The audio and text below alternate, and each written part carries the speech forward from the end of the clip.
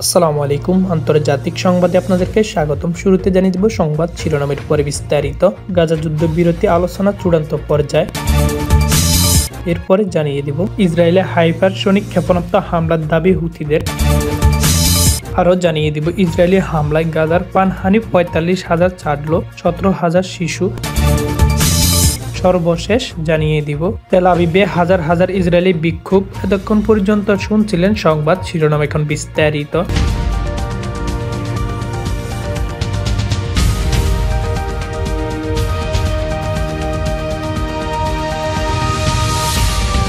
গাজা যুদ্ধবিরতি এবং জিম্মির মুক্তি নিয়ে ইসরায়েল ও হামাসের মধ্যে দীর্ঘ অচলাবস্থার পর আশা সঞ্চয় হয়েছে। মঙ্গলবার ১৭ ডিসেম্বর ফিলিস্তিনি পক্ষের একজন সিরিয়ার আলোচক বিবিসিকে জানিয়েছে আলোচনাটি এখন নির্ধারিত ও চূড়ান্ত পর্যায়ে পৌঁছেছে। যুক্তরাষ্ট্র, কাতার এবং মিশনের মধ্যস্থায় আলোচনার অগ্রগতি ঘটেছে।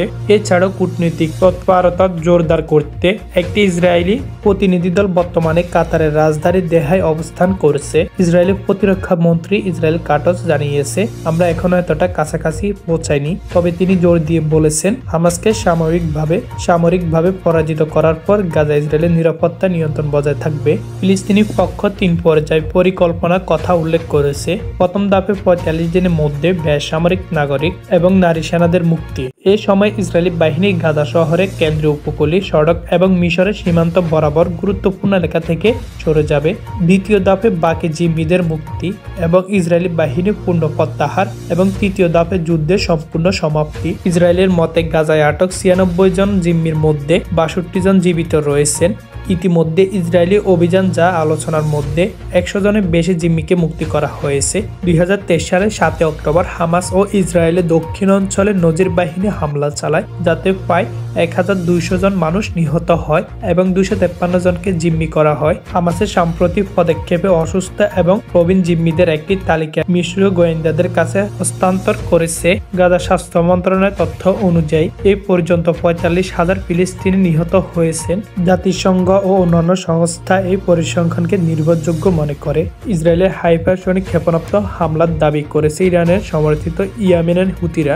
এই হামলাকে সফল বলে দাবি করছে তারা।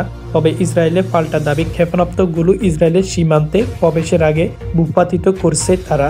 গতকাল সোমবার এই হামলা চালিয়েছে হুতি। তবে এই হামলা এখনো কোনো হতাহতের খবর পাওয়া যায়নি।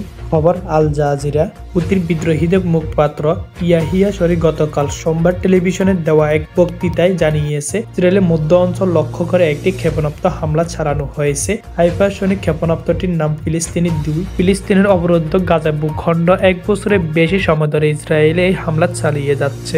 গাজা ইসরায়েলের যতদিন যুদ্ধ না বন্ধ করবে ততদিন পর্যন্ত হামলা চালাবে বলে ঘোষণা দিয়েছে গোষ্ঠীটি। এদিকে হুতিদের হামলার বিষয়ে ইসরায়েলি সামরিক বাহিনী জানিয়েছে, ইয়েমেনের ভূখণ্ড থেকে একটি ক্ষেপণাস্ত্র উৎক্ষেপ করা হয়েছিল, কিন্তু সেটি ইসরায়েলে প্রবেশের আগে ভূপাতিত করা হয়েছিল। ইসরায়েলের একজন মুখপাত্র বলেন, ক্ষেপণাস্ত্র ও রকেট হামলায় নিয়ে সতর্ক জারি করা হয়েছিল।